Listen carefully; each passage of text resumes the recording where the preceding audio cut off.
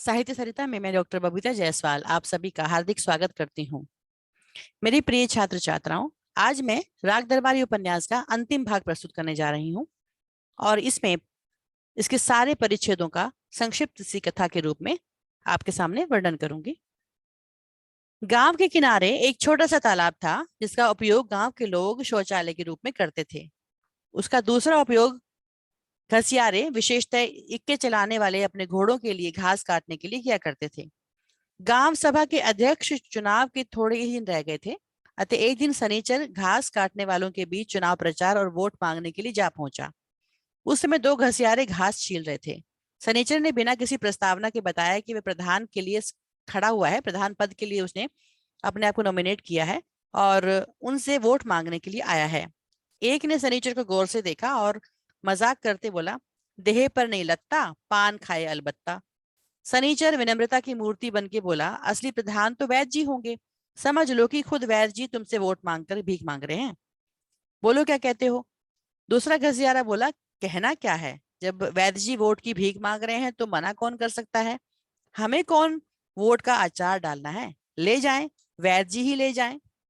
कुछ देर बाद ही रामादीन के भैया आ टपके और उन्होंने भी वोट की भीख मांगी। जब जब इक्के वालों ने बताया कि कुछ देर पहले शनिचर आया था और उन्होंने उसे वोट देने का वायदा कर लिया है, तो बोला, वोट दोगे उसे अपना भला बुरा समझकर ऊंच नीच देख के देना। इस पर इक्के वाले बोले, तुम मांगते हो तो तुम ही ले जाओ, हमें कौन वोट का अचार डालना है। रामाधीन के भैया आश्वस्त होकर लौट गए। चुनाव हुआ और शनिचर जीत गया। जब रूपन से पूछा गया कि शनिचर जीत कैसे गया, चुनाव की गर्मी और उत्साह तो रामाधीन के खेमे में अधिक थी, तो रूपन ने जवाब दिया, महिपालपुर वाली तरकीब से, जो उन्होंने पहले चुनाव में तरकीब अपनाई थी दबंगई की, उसी दबंगई से वो जीत गए हैं। उस समय चुनाव जीतने की तीन तरकीबें मशहूर थी, रामनगर वाली, नेवादा वाली और महिपालपुर वाली। रामनगर में दोनों उम्मीदवार एक ही जाति के थे, नाम भी समान से थे, रिपुदमन सिंह और शत्रुघ्न सिंह। और पहले के लोगों ने चुनाव में कोई दिलचस्पी दिखाई भी नहीं थी, उन्हें कोई मन था ही नहीं कि चुनाव में वोट डालने का क्या मतलब होता है, उनके अधिकारों की क्या महत्ता है। प्रजातंत्र खतरे में पड़ जाएगा, इस पर भी लोगों ने ध्यान नहीं दिया। पर जब उन्हें बताया गया कि प्रधान को खाली जमीन का बंटवारा करने का अधिकार होता है, तो जमीन के भूखे लोगों में चुनाव के लिए उत्साह जागा और गांव दो दलों में बट गया था। कुछ लोग रिपुदमन के तो कुछ शत्रुघ्न सिंह के हो गए। चुनाव से पहले रिपुदमन ने अर्जी दी थी कि उन्हें शत्रुघ्न और उनके 25 आदमियों से खतरा है। शत्रुघ्न सिंह ने भी ऐसी ही अर्जी दे दी थी। नतीजा यह हुआ कि दोनों पक्षों के नेता और उनके 25-25 आदमी चुनाव होने तक हिरासत में रख दिए गए। रिपुदमन का भाई सर्वदमन हिरासत में नहीं लिया गया था, क्योंकि पुलिस ने उसे शांति प्रिय बताया था। बस उसने चुनाव का भार संभाला, जमकर चुनाव लड़ा और भाई को जिता दिया। उधर शत्रुघ्न के हिरासत में जाने के बाद उनका कोई भी सहायक नहीं रहा, अतः वह हार गया। इस प्रकार से वहां पर चुनाव हुआ था रामनगर में। नेवादा में कैसे हुआ था, नेवादा में जो चुनाव हुए तो एक उम्मीदवार ब्राह्मण था, दूसरा अछूत। ब्राह्मण उम्मीदवार ने वेदों, शास्त्रों, पुराणों की दुहाई देते हुए प्रचार किया। ब्राह्मण ब्रह्म के मुख से पैदा हुआ है ऐसा कहा गया और शूद्र उसके पैरों से, अतः शूद्र का चुनाव में खड़ा होना वेद के विपरीत है। ब्राह्मण उम्मीदवार के इस तर्क को लोगों ने स्वीकार नहीं किया, तो फिर उसने प्रचार का तरीका बदला और गाली गलौज पर उतर आया।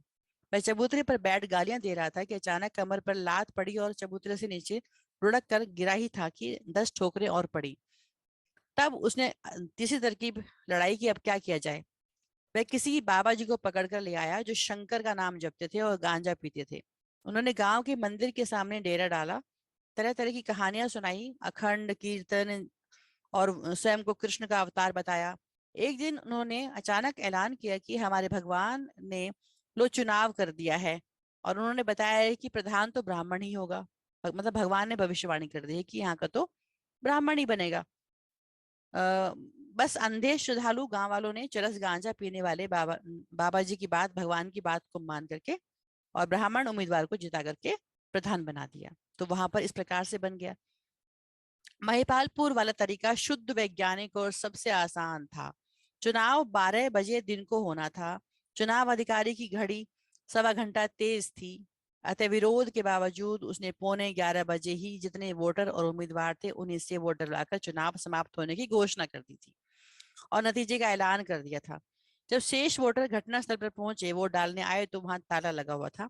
और चुनाव अधिकारी अपने घर आराम कर रहे थे। इस चुनाव के खिलाफ याचिका दाखिल हुई थी, पर परिणाम तो कुछ नहीं निकला और 3 साल तक मुकदमा चलता रहा और चुनाव जीता था और गांव पर हुकूमत करता रहा वो जीतने वाला।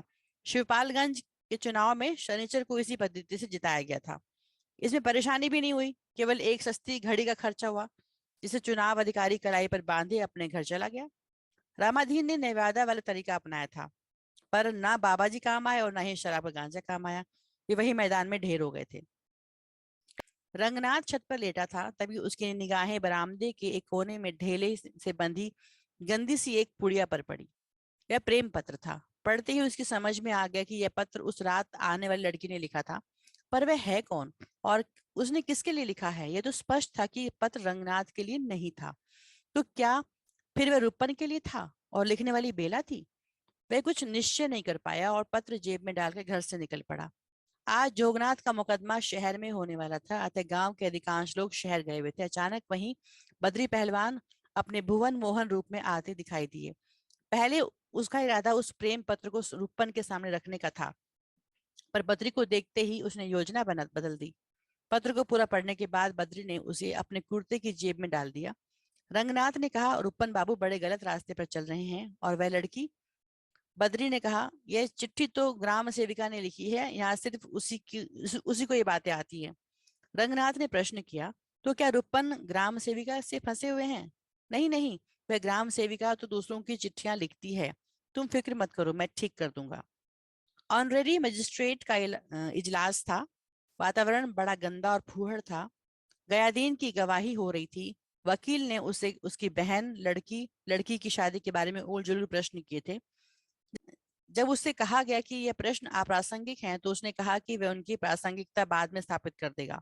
इस पर भी जब अदालत ने उसे घूर कर देखा, तो वकील ने बेला के बारे में बातचीत बंद कर दी और दूसरा गवाह बुलाया गया। यह गवाह पंडित राधेलाल का शागिर्द था और झूठी गवाही देना उसका पेशा था। जिले में वह अपने गुरु की तरह कभी उखड़ा नहीं था। उसने कहा कि जोगनाथ के घर की तलाशी उसके सामने हुई थी। ये 3 जेवर उसके सामने बरामद हुए थे, उन्हें उसके सामने मुहरबंद किया गया था। बरामदगी की रिपोर्ट भी उसके सामने लिखी गई थी। जोगनाथ के वकील ने उसको उखाड़ने के लिए और यह सिद्ध करने के लिए कि वह पेशेवर गवाह है, पुलिस की तरफ से अनेक मामलों में गवाही दे चुका है, उससे प्रश्न किए, पर वह भी एक नंबर का धूर्त था। अपने जवाबों से उसने मामले को और उलझा दिया और अदालत ने हार कर उसे गवाह के कटघरे से निकल जाने का आदेश दिया। फिर छोटे पहलवान पेश किए गए। वह गए तो थे पुलिस की ओर से जोगनाथ के खिलाफ गवाही देने के लिए, पर अदालत में जाकर उन्होंने गिरगिट की तरह रंग बदल दिया और पब्लिक प्रोसिक्यूटर को कहना पड़ा, हुजूर गवाह खिलाफ हो रहा है। आगे की जिरह में उसने बड़े अक्खड़पन से ऐसे ऐसे उत्तर दिए कि पब्लिक प्रोसिक्यूटर ने अपने कागज समेटते हुए कहा कि मुझे कुछ नहीं कहना है। तब जोगनाथ के वकील ने छोटे पहलवान से कुछ प्रश्न करने की इजाजत मांगी और उसने बेला के बारे में जो प्रश्न किए और छोटे ने जो उत्तर दिए, उनसे गयादीन और बेला की इज्जत सरेआम धूल में मिल गई। इजलास के बाद दरोगा जी, जिन्होंने जोगनाथ को पकड़ा था और जो उस दिन सिर्फ गवाही देने आए थे और गयादीन, दोनों कसमसाते रह गए थे, भाग्य को दोष देते रहे, जमाने को कोसते रहे और अंत में निष्कर्ष निकला कि जिसे अदालत में आना पड़े, समझो उसके कर्म ही फूट गए हैं। वैद्य जी का दरबार लगा था। प्रिंसिपल वैद्य जी को पिछले दिन अदालत में हुई बातों की सूचना दे रहे थे। उन्होंने बताया कि खन्ना मास्टर के वकील ने अदालत को यह बताया और समझाने की चेष्टा की कि शिवपालगंज में वैद्य जी अपनी धूर्तता के बल पर शासन कर रहे हैं। खन्ना मास्टर और उनके साथी वैद्य जी की अनीति और अत्याचार का विरोध करते थे। अतः वैद्य जी की शह पाकर प्रिंसिपल ने उन लोगों के विरुद्ध दफा 107 का मुकदमा चला दिया। उसने यह भी कहा कि कुछ दिन पहले वैद्य जी तमंचे के बल पर पुनः मैनेजर चुने गए। उनके मैनेजिंग डायरेक्टर रहते हुए कोऑपरेटिव यूनियन में गबन हुआ था। इन मामलों को जब इन अध्यापकों ने उठाया, ऊपर शिकायत की और जांच शुरू कराई, तो उनका मुंह बंद करने के लिए यह मुकदमा चलाया गया था। यह मुकदमा भी एक प्रकार की जालसाजी है, ब्लैकमेल है। वैद्य जी को प्रिंसिपल की बातें सुनकर चिंता तो हुई, पर वे हरी इच्छा कह करके चुप हो गए। पर प्रिंसिपल तो योजना बनाकर आए थे, अतः उन्होंने सुझाव दिया कि खन्ना और उसके साथियों के हाथ पैर तुड़वा दिए जाएं, तभी वह मानेगा। पर वैद्य जी पर इसका कोई असर नहीं हुआ। उन्होंने अहिंसा का अवतार बनकर केवल कहा, मुझे हिंसा की बातें अच्छी नहीं लगती। दूसरी ओर शनिचर के गांव प्रधान बनने की खुशी में गांव के शराब घर में जश्न मनाया जा रहा था। सनीचर ने जोगनाथ और उसके शराबी साथियों को रुपया देकर जी भरकर शराब पीने को प्रोत्साहित किया था। शराब पीते हुए जोगनाथ ने यह सूचना दी थी कि उसने उस दरोगा पर मुकदमा ठोक दिया है जिसने उसे गिरफ्तार किया था और वैद्य जी के कहने पर भी जमानत नहीं ली थी। उसने आगे बताया कि मुकदमा दीवानी का है। उसने बेइज्जत होने और खेती का नुकसान होने के बदले दरोगा पर 8,000 के हर्जाने का दावा किया। डिग्री हो गई तो दरोगा जी को खाने पीने के भी लाले पड़ जाएंगे। गांव में बद्री पहलवान का अखाड़ा था जिसके द्वारा एक और आसपास के नौजवानों को कुश्ती लड़ना और पहलवानी के दांव पेच सिखाते थे और दूसरी ओर अपने लिए एक सेना तैयार करते थे जो वक्त आने पर उनके लिए प्राण भी देने को तैयार हो जाए। आज अखाड़े से दो पहलवान झूमते हुए निकले। उनमें से एक गुरु बद्री थे और दूसरे उनके चेले छोटे पहलवान। आज छोटे को बद्री पहलवान ने धोबी पाट के दांव से चित्त किया था और छोटे दर्द के कारण करहा रहे थे। दोनों के बीच इस कुश्ती का सामान्य अभ्यास नहीं था, बल्कि छोटे की अदालत में गवाही थी जिसने उसमें बेला को बचलन लड़की कहा था। अखाड़े से गांव की ओर लौटते हुए बद्री ने पूछा, तुमने गवाही में बेला के बारे में क्या कहा था? छोटा बोला, कहना मुझे क्या था, जो मुंह में आया कह दिया। बद्री ने पूछा, अच्छा उसकी जोगनाथ से कुछ साठ गांठ है क्या? छोटा बोला, मैं क्या जानूं किससे किसकी साठ गांठ है, पर तुमने तो कहा था कि तुमने बेला को जोगनाथ के साथ। कहने से क्या होता है, अदालत की गवाही का मामला है, जो मुंह में आया कहने चले गए। कौन सच बोलना था वहां पर मुझे? अच्छा ये तो बताओ कि मुझसे क्या चूक हो गई? तुमने भले घर की लड़की की इज्जत फींच कर रख दी और कहते हो क्या हुआ? और फिर हंस कर बोले, तुम खानदानी बागड़ हो। यह बेला अब तुम्हारी अम्मा बनने जा रही है। गाली तुम्ही पर पड़ेगी। महीने भर के भीतर ही बेला का ब्याह होगा बद्री पहलवान के साथ। छोटे सातवें आसमान से जैसे नीचे गिरा हो। उसे यकीन ना हुआ तो बोला, गुरु क्या कह रहे हो? बद्री बोला, फिर सुन लो। बेला से मैं शादी कर रहा हूँ, उससे वायदा कर चुका हूँ। जो हुआ सो हुआ। अब अपनी जबान पर लगाम लगा कर रखना। चलते चलते उन्होंने छोटे को चेतावनी दी कि वह इस बात को किसी से ना कहे। छोटे ने वायदा किया कि वह किसी से कुछ नहीं कहेगा, पर अगले ही दिन बद्री को कई ऐसे लोग मिले जिन्होंने उसे बदली हुई नजरों से देखा। रुपन बाबू को कुछ दिन से महसूस हो रहा था कि उसने पहले जो कुछ सोचा था, धारणाएं बनाई थी, वे सब गलत थी। अब उसे कॉलेज में बहुत सी गलतियां और दोष दिखाई पड़ रहे थे। पहले वह प्रिंसिपल को अपने पिता का गुलाम मात्र समझता था, पर अब लगा कि प्रिंसिपल निहायत मूर्ख और जिद्दी तो है ही। वह अपने विपक्ष के अध्यापकों को नीचे दिखाने, अपने द्वेष पूरा करने के लिए वैद्य जी को गुटबंदी में खींचता है।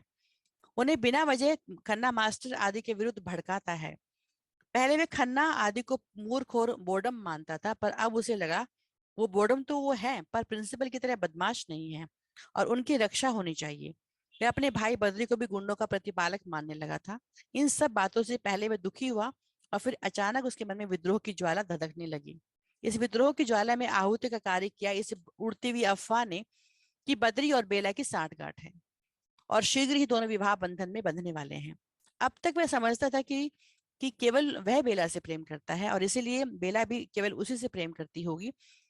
इसलिए इस समाचार ने उसके हृदय को विदीर्ण कर दिया और मस्तिष्क को बौखला दिया। उधर रंगनाथ भी गांव के हालात देख करके बहुत ही बेचैन था, बल्कि क्षुब्ध था। रुपन को यह समाचार खन्ना मास्टर ने बताया था। हुआ यह था कि एक दिन रंगनाथ और रुपन टहलने निकले। पुलिया पर पहुंचकर उन्होंने देखा कि खन्ना और मालवीय पहले ही बैठे थे। अभिवादन प्रतिवादन के बाद दोनों बातें करने लगे।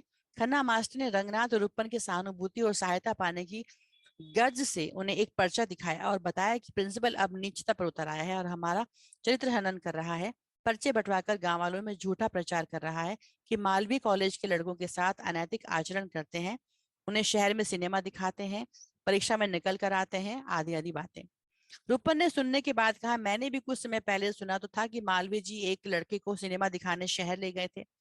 खन्ना ने तैश में आकर कहा, हमें आपसे हमदर्दी की आशा थी, आप भी इस तरह की बातें कर रहे हैं।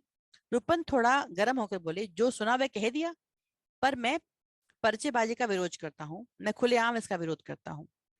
खन्ना इससे संतुष्ट नहीं हुए और बोले, कहने को तो लोग बड़े बद्री पहलवान के विषय में बड़ बक रहे हैं।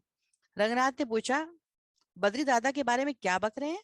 तब खन्ना मास्टर ने थोड़ी सी भूमिका बांधकर बद्री बेला के प्रेम प्रसंग और शीघ्र विवाह होने की बात उगल दी। साथ ही उसने यह भी जोड़ दिया कि गयादीन 7-8 महीने बाद नाना बनने वाले हैं और रूपन बाबू को भतीजा मिलने वाला है।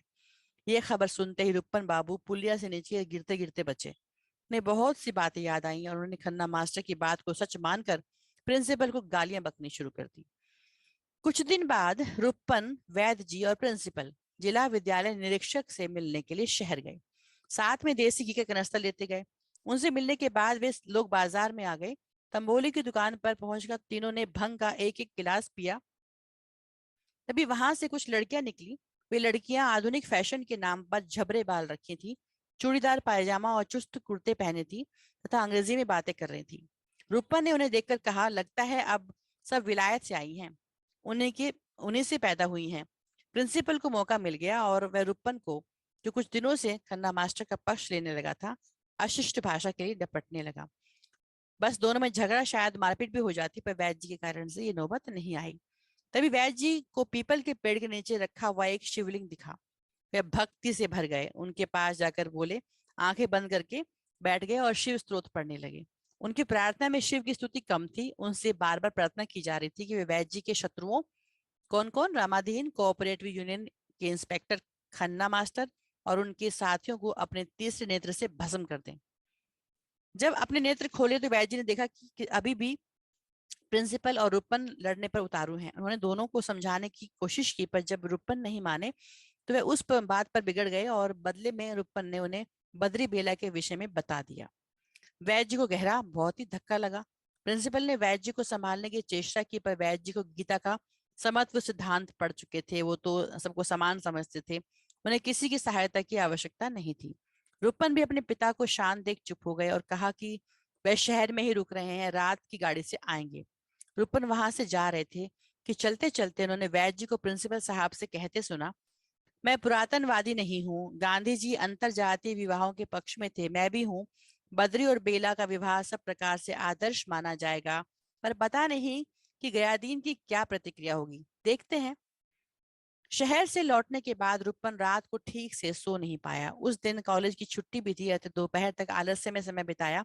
दोपहर के समय उसे मकान के मर्दाने हिस्से से अपने पिता और भाई की झड़प की आवाज सुनाई पड़ी। पिता कह रहे थे, मुझे पता नहीं कि तुम मूर्ख भी हो। बद्री पहलवान ने बात टालने के लिए कहा कि घर में गाली गलौज करने से कोई लाभ नहीं, पर वैद्य जी बोलते रहे, तुम्हें कुछ इसके परिणाम का भी पता है, इससे मेरी आत्मा को कितना कष्ट हुआ है, जानते हो। जब वैद्य जी ने अपनी बात का खुलासा किया कि बद्री ने गयादीन की लड़की से फंसकर बहुत गलत काम किया है, तो बद्री बिफर उठा था। उसने अपने पिता और पूर्वजों की बखिया उधेड़ते हुए सबको दुष्चरित्र बताया और कहा कि वह छिपकर पाप नहीं करेगा, बेला को पत्नी बनाकर लाएगा। वैद्य जी की दुर्वासा जैसी मुद्रा और शाप जैसी तीखी आवाज सुनकर रुपन अपने कमरे से बाहर निकल आया और दोनों के बीच शांति दूत का काम करने लगा।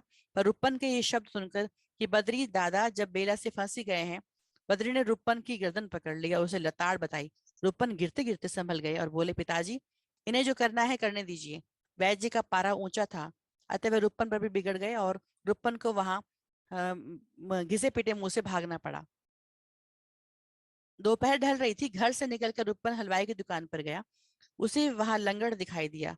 नकल के बारे में पूछने पर उसने बताया कि नकल तो तैयार हो गई थी, पर वे बीमार पड़ गया था और नकल लेने नहीं जा पाया, इसलिए नकल का मामला वहीं का वहीं है।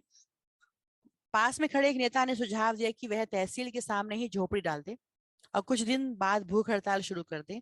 रुपन को नेता का मजाक और उसकी भाषा दोनों पसंद नहीं आए और उन्होंने उसको 10 बात सुनाई। हलवाई की दुकान से उठकर वे लोग आम के एक बाग के पास से निकले। वहां गांव के चरवाहों के लड़के जुआ खेल रहे थे। उन्होंने अपने मवेशी दूसरों के खेतों में चरने के लिए छोड़ दिए थे। जब रुपन ने कहा, अरे हरामियों, ये फसल क्यों चराए डाले जा रहे हो, किसके जानवर हैं ये, जूते पड़ेंगे, तो वे लड़के भागे और जानवर हटाने का नाटक करने लगे। खेतों के किनारे किनारे चलकर वे गांव की उस बस्ती में आए जहां चमार रहते थे और इसी कारण उनका नाम चमरही रख दिया गया था। रुपन के पहुंचते ही वहां दो चार लोगों ने उसका अभिवादन करते हुए कहा, पाए लगी महाराज। चमारों में से एक ने, जिसका नाम चुरई था, व्यंग में पूछा, आज इधर कैसे भूल पड़े रुपन बाबू, अब कौन सा चुनाव होना है। वे फिर एक गली से निकले हुए तो वहां एक मुर्गा खरीदने वाले को मुर्गे की स्वामिनी से झगड़ते और धमकी देते हुए देखा। वह कह रहा था कि सीधे साधे तरीके से दे दे, वरना लात खाने वाला तरीका अपनाना पड़ेगा। रूपन ने पूछा, कोई हाकिम आने वाला है क्या। जवाब में उस आदमी ने किसी को 10-20 गालियां दे डाली। सड़क पर रूपन को रंगना तो प्रिंसिपल मिले। रूपन को देखते ही प्रिंसिपल बोली, खन्ना मास्टर का नया करिश्मा देखा तुमने रूपन बाबू। रूपा ने जवाब दिया, मैं खन्ना मास्टर के खिलाफ कुछ नहीं सुनना चाहता। उसने रंगनाथ को अपने साथ चलने को कहा, पर रंगनाथ ने यह कहकर टाल दिया कि वह तो घर जा रहा है। वैद्य जी की बैठक से लगभग 200 गज की दूरी पर एक छोटा सा मैदान था। प्रधान बन जाने के बाद सनीचर ने उसी मैदान के कोने में लकड़ी का एक कैबिन खड़ा किया था और उसमें परचून की दुकान खोल दी थी। वहाँ पान बीड़ी आटा दाल चावल मसाले और सब कुछ मिलते थे। यहाँ तक कि अस्पताल के स्टोर से वहाँ दवाइयाँ और प्राइमरी स्कूल से पाउडर वाले अमेरिकी दूध के डिब्बे भी आकर के बिकने लगे थे।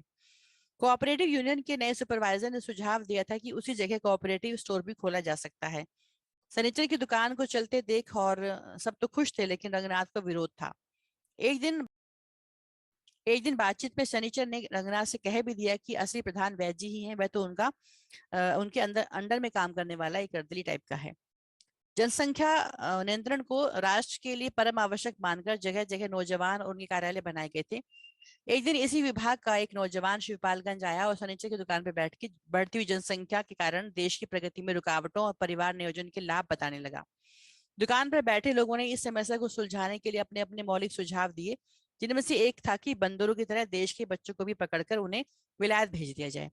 नौजवान ने उन सुझावों पर विचार करने के बाद झेप कर कहा, अरे नहीं, आप लोग मजाक करते हैं। और वह वहां से उठ खड़ा हुआ। जाते हुए गांव के कुत्तों ने भौंकते हुए उसका पीछा किया तो परेशान हो गए। वह किसी सुरक्षित स्थान की तरफ जाने लगा। तभी गया दिन कुत्तों का शोर सुनकर अपने मकान से निकले और देखा कि एक शहरी आदमी को कुत्ते परेशान कर रहे हैं।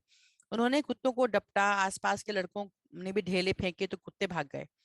गयादीन ने नौजवान से नाम धाम जाति नौकरी माँ बाप आदि के विषय में पूछा, और जब उन्हें पता लगा कि वह वैश्य है और कुमारा है तो उनकी विनम्रता और अतिथि सत्कार की भावना उमड़ पड़ी। उन्होंने न केवल उसे चारपाई पर बिठाया बल्कि शरबत दूध पीने का भी आग्रह किया। उन्हीं दिनों सरकार ने एक और अभियान चलाया था, अधिक अन्न उपजाओ। इस अभियान को सफल बनाने के लिए बड़ी बड़ी डिग्री और कृषि विज्ञान के पंडितों ने गांव का दौरा किया और किसानों को उन्नत खेती के विषय में भाषण देते थे। शिवपालगंज में भी यही हुआ। अफसर नगर से आए प्रगतिशील खेती पर भाषण दिए और एक खेत को नमूने के लिए चुनकर उसमें अच्छे बीज भी डलवा दिए। कुछ ही दिनों में खेत में गेहूं की फसल एकाएक बड़ी बड़ी उगाई। सब बहुत प्रसन्न थे। पर जब पकने का समय आया तो पौधों में गेहूं की बालें ही नहीं थी। खेत के मालिक से पता चला कि उससे तो यह बताया गया था कि खेत में कौन सा खाद किस मात्रा में डाला जाए, ना सिंचाई के बारे में कुछ बताया गया था। अतः उसने न खाद दिया और न सिंचाई के नाम पर वर्षा की बौछारों को ही पर्याप्त समझकर भगवान के भरोसे बैठा रहा। जोगनाथ की जमानत ना लेने का दुष्परिणाम दरोगा को यह भोगना पड़ा कि उनका तबादला तो हुआ ही, जोगनाथ ने हरजाने के 8,000 रुपए का भी दावा उस पर ठोक दिया। अखबारों में तरह तरह की बातें छपी और दरोगा जी परेशान हो उठे। पत्रकारों और उनके महकमे वालों ने भी तरह तरह के सवाल किए और उन्हें सलाह दी गई कि वे दावा ठोकने वाले से जाकर सुलह कर लें और परेशानी से बच जाएं। दरोगा जी को यह सलाह ठीक लगी और एक दिन वह शिवपालगंज जाकर वैद्य जी से मिले। उनसे विनम्र प्रार्थना की कि वह जोगनाथ को समझा बुझाकर मुकदमा वापस करवा दें। वैद्य जी तो पूरे नेता थे ही। उन्होंने कहा, गांव का प्रधान सनीचर है, उसी से बात की जाए या फिर जोगनाथ को बना ले। जोगनाथ ने कहा, मेरा अपना मामला नहीं है, शिवपालगंज की इज्जत का मामला है। गांव सभा अपनी तरफ से मुकदमे का खर्च कर रही है, सुलह भी गांव सभा के प्रस्ताव पर होगी। वैद्य जी के सुझाव पर दरोगा को शनिचर की दुकान पर जाना पड़ा। शनिचर ने उनके साथ ऐसा उपेक्षापूर्ण व्यवहार किया कि थानेदार के तन बदन में आग लग गई, पर उंगली दबी थी अतः बेइज्जती सहनी पड़ी। फिर उन्होंने शनिचर की खुशामद सी करते हुए कहा, जोगनाथ की गलतफहमी को दूर करना है, उनसे कहिए कि बात खत्म करें, मुकदमा वापस ले लें। उन्होंने स्वयं को कसूरवार भी कहा और एक प्रकार से क्षमा मांगी। दरोगा को और जलील करने के लिए दोबारा से उन्हें वैद्य के दरबार में पेश किया गया और इस प्रकार उन्हें पूरी तरह जलील करने के बाद मुकदमा वापस ले लिया गया और उस खुशी में शाम को गांव सभा की ओर से भंग भोज दिया गया। रात को जोगनाथ ने खास खास लोगों को शराब खाने पर दारू का भोज दिया। रंगनाथ को जब सारे मामले का पता लगा तो वह ये कहते सुना गया, मुझे यहाँ से नफरत हो रही है, मैं कल ही वापस जाना चाहता हूँ। बद्री पहलवान के एक मित्र को पड़ोस के जिले में नाजायज और तौर पर हथियार रखने के अपराध में सजा हो गई थी। वह मित्र के प्रति संवेदना प्रकट करने उसके पास गए। वहां उस मित्र ने उन्हें 2,000 रुपए देते हुए कहा कि यदि मुकदमा हाई कोर्ट सुप्रीम कोर्ट तक भी जाए तो बद्री ले जाएं और उस रुपए से वकील आदि कर लें। जब शाम को बद्री पहलवान घर लौटे तो देखा कि पिताजी बड़े दुखी हैं। कारण पूछने पर जो बताया गया उसका सार यह था पहला ये कि शिक्षा विभाग में डिप्टी डायरेक्टर वैद्य जी के तमंचे के बल पर मैनेजर चुने जाने के मामले की जांच करने के लिए आएंगे और इसके विपरीत वो तारीख भी निश्चित कर देंगे। खन्ना मास्टर ने यह शिकायत की कि मास्टरों को जितना वेतन दिया जाता है उससे दुगनी रकम पर उनके दस्तखत कराए जाते हैं और डिप्टी डायरेक्टर इसकी जांच करेंगे। इसके अलावा मालवीय के विरुद्ध छपे गुमनाम पर्चे, कॉलेज में पढ़ाई ना होने और मास्टर मोतीराम की आटा चक्की की जरूरत से ज्यादा दिलचस्पी होने की बात भी कही गई और तहकीकात करने की बात भी हुई। कोऑपरेटिव इंस्पेक्टर ने जो गबन के बारे में उच्च अधिकारी को रिपोर्ट भेजी थी उसमें लिखा गया था कि गबन वैद्य जी की जानकारी से हुआ है, अतः यह रकम वैद्य जी से वसूल की जाए। बद्री पहलवान ने पिता को आश्वस्त किया कि ये समस्याएं तो कुछ नहीं है, वे चुटकी बजाते इन समस्याओं का समाधान कर देंगे। कोऑपरेटिव इंस्पेक्टर के 10 जूते मार के दिखाएंगे, वहीं ठीक हो जाएगा सब कुछ। डिप्टी डायरेक्टर यदि जांच करने आए तो उनका भरत मिलाप करा देंगे। खन्ना मास्टर और उनके साथियों को हुक्म दिया जाएगा कि वे कॉलेज में घुसे ही नहीं और उन्हें गैर हाजिर दिखाकर उन्हें निकाल बाहर कर दिया जाएगा। रंगनाथ अपने आप तंग आकर के शहर लौट जाएगा और रूपन 2-4 थप्पड़ मारकर ठीक कर दिया जाएगा। वैद्य ने कहा, यहाँ तो ठीक हो जाएगा पर ऊपर की राजनीति गड़बड़ा रही है। बद्री बोले, राजनीति तो तुम ही जानो भाई। ऊपर की राजनीति संभालने के लिए वैद्य जी अगले ही दिन शहर के दौरे पर निकल पड़े। सवेरे से शाम तक सैकड़ों बंगलों की खाक छानी, कहीं भी एक तरह से कुछ गोलियां बांटी, कहीं चूरन की पुड़िया, कहीं प्रकांड पंडित वाली ज्ञान ज्योतिषी वाली बातें और कहीं कुंडली बढ़वाने की बात की, कहीं ऋषिकेश से आए महात्मा से आशीर्वाद दिलाने का आश्वासन मिला, पर बात वहीं की वहीं रही क्योंकि अब राजनीति का खेल बदल गया था। उनसे स्पष्ट कहा गया, जनता के सामने आदर्श उपस्थित करना है, अतः वैद्य जी जनता के सामने आदर्श उपस्थित करें। मैनेजिंग डायरेक्टर के पद से त्यागपत्र दे दें। त्यागपत्र देने के लिए बहाना चुनने की उन्हें पूरी छूट है कि जो भी बहाना मारना चाहें कर सकते हैं। वैद्य जी ने कहा, मैं त्यागपत्र तो दे दूंगा पर प्रदेशीय फेडरेशन के लिए उम्मीदवार चुनने का जब प्रश्न आए उन्हें इत्मीनान दिलाया जाए कि पहले वह त्यागपत्र दे दें। चलते चलते उन्होंने अधिकारियों को यह बताया कि अपना कर्तव्य समझा कि वह अपने बेटे का विवाह अंतर जातीय रूप से कर रहे हैं और वे लोग इस आदर्श विवाह में शरीक होकर के वर वधु को आशीर्वाद दें तो अच्छा रहेगा। निर्धारित कार्यक्रम के अनुसार कोऑपरेटिव यूनियन का सालाना जलसा हुआ। शहर से अधिकारी महोदय आए। सालाना रिपोर्ट को बिना पढ़े ही पढ़ा हुआ मान लिया गया। भाषण हुए पर उन पर किसी ने ध्यान नहीं दिया। वैद्य जी ने अपने भाषण में तर्क देकर सिद्ध किया कि गबन हुआ ही नहीं, यदि कुछ हुआ भी है तो वह केवल अपव्यय था, मतलब फिजूल खर्च था। अतः गबन का प्रश्न उठाना यूनियन का सहकारिता के सिद्धांत का अपमान करना है। फिर भी चूंकि उन पर व्यक्तिगत आरोप लगाए गए थे अतः मैनेजिंग डायरेक्टर के पद से त्यागपत्र दे रहे हैं। थोड़ी सी काय काय के बाद शहर से आए हाकिम ने, वैद्य जी अपने फैसले पर अटल हैं अतः उनका त्यागपत्र स्वीकार कर लिया जाए और नए मैनेजिंग डायरेक्टर का चुनाव हो जाए। अचानक छोटे पहलवान खड़े होकर बोले, चुनाव फुनाव में क्या रखा है साहब, यहाँ हर फैसला एक राय से होता है। चुनाव, वैद्य जी ना रहना चाहते हैं तो ना रहे, वैद्य जी हट जाएं, कोई फिक्र नहीं, उनकी जगह सटाक से दूसरा आदमी बैठ जाता है। कैसा चुनाव? उठो बद्री उस्ताद, ना हो तो तुम ही बैठ जाओ। उठो उठो उस्ताद, लो लपक लो। और शोरगुल के बीच नारे लगने शुरू हो गए। गांधी जी की, पंडित जी की, नेहरू जी की, वैद्य जी की, बद्री जी की, पहलवान जी की, सबकी जय होने लगी। और अगले ही दिन शहर से आए हाकिम ने देखा कि बद्री पहलवान माला पहने हुए मंच पर विराजमान है। बद्री पहलवान को पद दे दिया गया। उस वर्ष पैदावार अच्छी हुई थी अतः किसान अपना कर चुकाने गयादीन के यहाँ गए थे, तभी उन्हें वैद्य जी आते दिखाई दिए। गयादीन ने उन्हें आदर पूर्वक बैठाया तो वैद्य जी बोले, एक बहुत महत्वपूर्ण विषय पर आपसे बात करने आया हूँ। समस्या पर सीधे न जाकर के वैद्य जी ने जाति प्रथा, अंतर जाति विवाह आदि पर बात की और संकेत दिया कि वे अपने बेटों का अंतर जाति विवाह करना चाहते हैं और बद्री के लिए उनकी पुत्री बेला सर्वाधिक उपयुक्त वधु है। गयादीन को सब मालूम था पर वह ऐसे बन गए जैसे उन्हें उस विषय में कुछ पता ही नहीं है, जो गांव के बच्चे बच्चे की जबान पर था। हार कर वैद्य जी को स्पष्ट कहना पड़ा कि वह उनकी बेटी के लिए अपने बेटे का विवाह प्रस्ताव लेकर आए हैं और दोनों पक्षों का हित इसी में है कि ये अंतर जाति विवाह कर दोनों को सुखी बनाने के साथ समाज में वाहवाही लूटें, समाज सुधारक होने की कीर्ति को प्राप्त करें। गयादीन जीवन में पहली बार संतुलन, संयम और धैर्य खो बैठे और उन्होंने वैद्य जी और उनके बेटों के लिए अपशब्द कहे।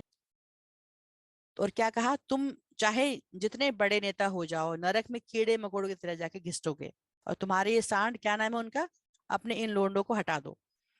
गयादीन की फटकार सुन वैद्य जी ने क्षमा मांगी, पर इस संपूर्ण प्रकरण से उन्हें खेद नहीं, मन की प्रसन्नता हुई। वे बहुत हल्के और प्रसन्न होकर वहां से लौटे। उधर गयादीन ने बेला की शादी जल्दी से जल्दी करने का निश्चय किया और जिस परिवार नियोजन विभाग में काम करने वाले नौकर से पूछताछ की थी, उसी से सौदा पटाने के लिए शहर चल दिए। वे लड़के के पिता से पहले भी मिल चुके थे।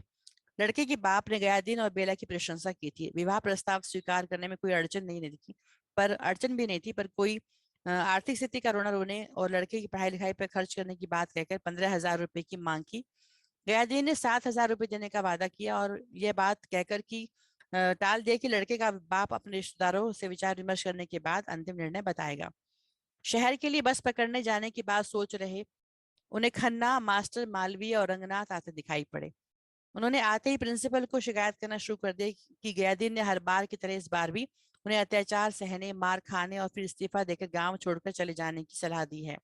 खन्ना मास्टर और उनके साथियों के विरुद्ध दफा 107 का जो मुकदमा दायर किया गया था, उसकी पेशी हुई। खन्ना के वकील ने तथ्यों की कमी को पूरा करने के लिए जब तर्क की ज्यादती के सहारे प्रिंसिपल के विरुद्ध कुछ कहना चाहा, तो न्यायाधीश ने खन्ना को बड़ी कड़ी निगाह से देखा और फटकारा, अध्यापक होकर भी आप लोग लोफरों की तरह लड़ते हैं। 107 का मुकदमा चलने की नौबत आ गई, आप लोगों को शर्म नहीं आती? वह अध्यापकों, शिक्षा संस्थाओं, शिक्षा पद्धति, बढ़ती हुई अनुशासनहीनता, गिरते जीवन मूल्यों पर भी बोलते रहे।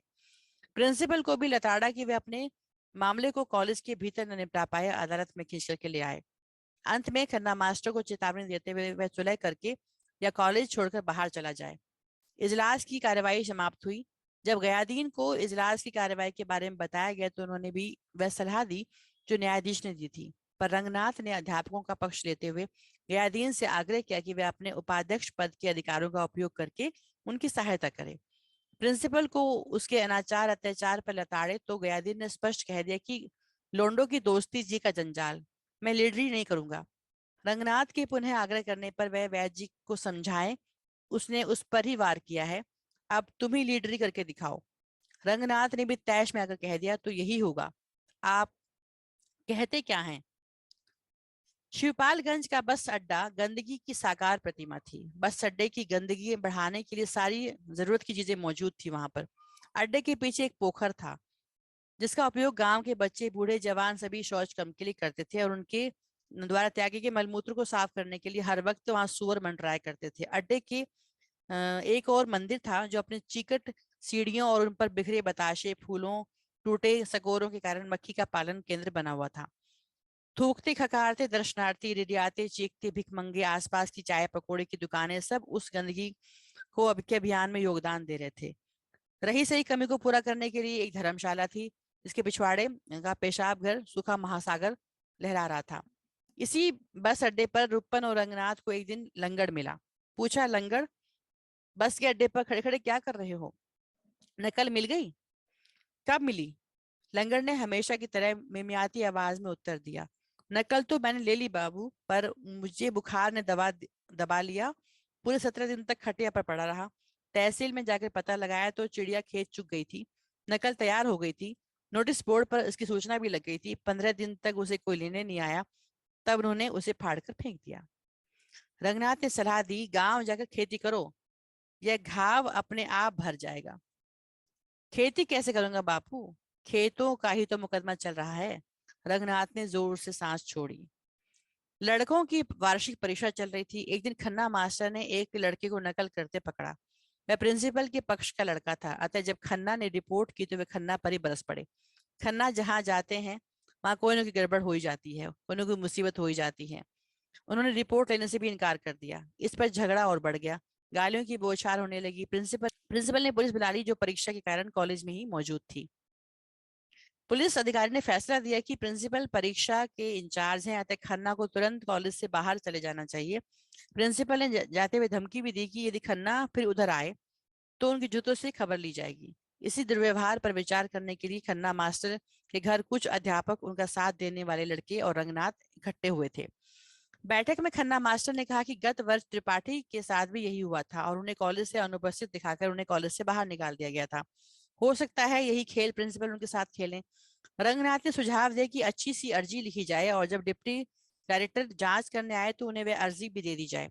पर कुछ लोगों का मत था कि इससे कुछ ना होगा, क्योंकि सब एक ही थाली के चट्टे बट्टे हैं, किसी में कुछ करने की हिम्मत नहीं है, दोगली बातें करते हैं और इसी समझौते की बात करने लगते हैं या अध्यापकों को दबाते हैं।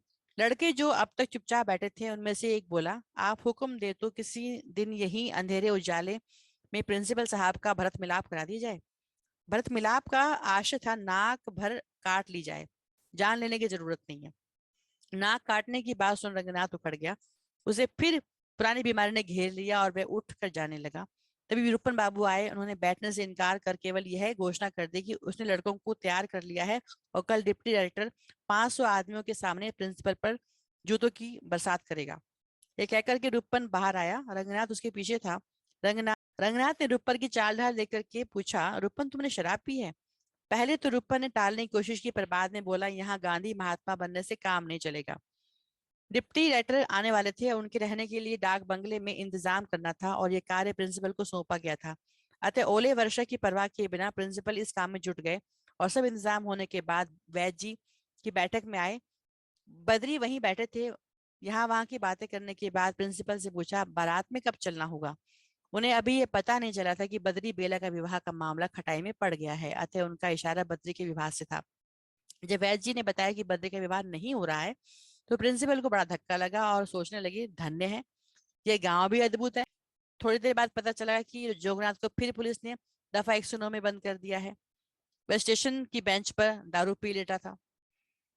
डाक बंगले पर डिप्टी डायरेक्टर की प्रतीक्षा हो रही थी। दोनों पक्षों ने पास में शामियाने गाड़ कर अपने अपने समर्थकों को इकट्ठा कर लिया था, ताकि वे अवसर आने पर डिप्टी डायरेक्टर से अपने अपने पक्ष की बात कह सकें। प्रातः 9 बजे से वे एकत्र हो गए थे और 1 बज गया था, पर डायरेक्टर नहीं आए थे। दोनों शामियानों में एकत्र लोगों ने मनोरंजन के साथ ग्रामोफोन और ट्रांजिस्टर बजा रहे थे, जो मनोरंजन कम और शोर अधिक कर रहे थे। खाली वक्त काटने के लिए लोग इधर उधर की गप लड़ा रहे थे, अपने अपने अनुभव सुना रहे थे। 4 बजे वैद्य जी सनीचर के साथ डाक बंगले के फाटक पर दिखाई दिए। आते ही उन्होंने प्रिंसिपल से पूछा, क्या समाचार है? प्रिंसिपल ने कहा, अपने आदमी आसपास में ही है, उधर वालों को बहुमूत्र का रोग हो रहा है। 1 घंटा और बीत गया पर डिप्टी डायरेक्टर नहीं आए हैं। अब लोग ऊब ऊब कर पेशाब का बहाना बनाकर झाड़ियों के पीछे जाते हुए दिखाई पड़ रहे हैं। तभी एक बस डाक बंगले के सामने उतरी और उनमें से झोला लटकाए मास्टर मोतीराम उतरे। लोगों ने उन्हें घेर लिया। वे वैद्य जी के पास आकर खड़े हो गए और ऐलान किया कि आज डिप्टी डायरेक्टर साहब नहीं आ रहे हैं। प्रिंसिपल ने पूछा, तब फिर किस तारीख को आने को कहा है? कुछ नहीं कहा जा सकता, आज तो वे शहर में है ही नहीं, दौरे पर गए हैं। वैद्य जी ने पूछा, आप दोपहर को ही क्यों नहीं लौट आए? जनता को इतना क्यों कष्ट उठाना पड़ा? मास्टर मोतीराम ने विनम्रता से कहा, साष्टांग दंडवत करते हुए उत्तर दिया, कैसे आता महाराज, यह खरीदना था, पुरानी चक्की है, पुर्जों की टूट फूट लगी रहती है, न जाने कहाँ कहाँ ढूंढा, फिर कहीं जाकर कबाड़ी बाजार में। रंगनाथ ये जानने के लिए मास्टर मोतीराम क्या खबर लाए हैं वहां आ गया था, पर पूरी बात जानने के बजाय वह जब खिसकने लगा तो वैद्य जी ने उसे पुकारा। पास आने पर कहा, तुम शिक्षित हो, बुद्धिमान हो, मुझे तुम्हारी चिंता नहीं है, चिंता रूपन की है। रंगनाथ बोला, आप कुछ गलत समझ रहे हैं। वैद्य जी बोले, नहीं, गलत वे लोग समझ रहे हैं, ये अध्यापक जो मेरे गुलाम है, मेरा विरोध करते घूम रहे हैं। मैं अभी निर्णय किए देता हूँ। यह कह उन्होंने छोटे पहलवान को आदेश दिया कि दूसरे खेमे में जाकर खन्ना और मालवीय को बुला लाओ। वैद्य जी का संदेश पाकर मालवीय और रूपन बाबू आ गए तो वैद्य जी ने एक संक्षिप्त भाषण दिया, जिसका सार था कि उन विरोधी अध्यापकों के कारण से यह कॉलेज, जिसे इन्होंने अपने रक्त से सींचा है, नष्ट हो रहा है और वैसे जीते जी कभी नष्ट नहीं होने देंगे। बीच में खन्ना ने कुछ कहना चाहा पर वैद्य जी ने उसे रोक दिया। आज मैं, केवल मैं अपनी बात कहूंगा। फिर उन्होंने कहा, मैंने निर्णय कर लिया है खन्ना जी और मालवीय जी, आपसे मेरी करबद्ध प्रार्थना है कि आप ये निर्णय मान लें, आपको इस्तीफा देना होगा। फिर प्रिंसिपल की ओर घूमते उन्होंने कहा कि आपके पास टाइप किए हुए कागज तो मौजूद है ना? हैं तो उधर ले आइए। छोटे, तुम खन्ना जी और मालवीय जी को उधर ले जाओ, ये बुद्धिमान है, सब समझ जाएंगे। बद्री, तुम भी जाओ। खन्ना और मालवीय के लिए इशारा काफी स्पष्ट था कि या तो चुपचाप इस्तीफों पर दस्तखत कर दो, वरना शारीरिक बल का प्रयोग होगा। फिर वे रुपन की ओर मुड़े और बिजली की गर्जन भरी आवाज में उसे गालियां देते हुए उन्होंने घोषणा की कि वह उसे अपनी जमीन जायदाद में से कुछ नहीं देंगे। तू विश्वासघाती निकला, जा, अब तुझे कुछ नहीं मिलेगा, जा, तुझे मैं अपने उत्तराधिकार से वंचित करता हूँ। वैद्य का ये रौद्र रूप देख सब सकते में आ गए। खन्ना ने त्यागपत्र दे दिया। उस रात को रंगनाथ सो नहीं पाया। दिन भर की घटना ने उसे जड़ तक हिला दिया। उसने सवेरा होते ही निर्णय किया, ये जगह छोड़ देनी चाहिए मामा के टहल कर लौटने से पहले ही। उसकी आत्मा के तारों पर पलायन संगीत गूंजने लगा। वह उठने ही वाला था कि प्रिंसिपल आ गए। बोले, रंगनाथ बाबू, आपका स्वास्थ्य अब बिल्कुल ठीक जान पड़ता है। रंगनाथ ने कहा, आपकी कृपा से। तो अब क्या इरादा है? वापस जा रहा हूँ, रिसर्च का काम पूरा करूंगा। प्रिंसिपल ने जाल फेंका। खन्ना ने इस्तीफा दे दिया है। इतिहास के लेक्चरर की जगह हमारे यहाँ खाली हुई है, उसी में आप क्यों नहीं लग जाते? ठाठ से मामा के यहाँ रहिए, कॉलेज में 2 घंटा पढ़ाइए, बाकी वक्त रिसर्च कीजिए। रंगनाथ बोला, मैं आपके यहाँ मास्टरी करूंगा, और वह भी खन्ना की जगह? मैं जानता हूँ कि खन्ना को यहाँ से कैसे निकाला गया है।